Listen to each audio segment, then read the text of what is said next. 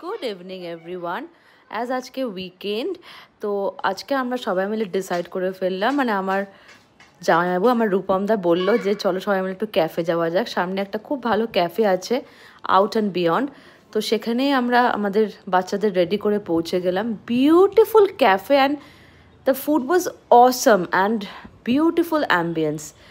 এত সুন্দর ক্যাফেটা, সত্যি মনটা খুব ভালো হয়ে গেল।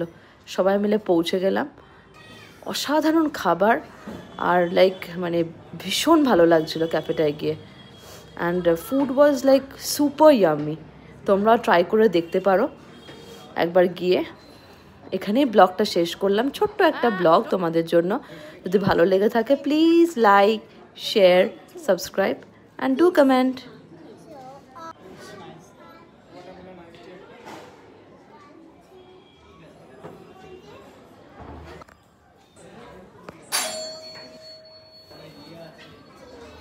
দাঁড়াও খুলছি।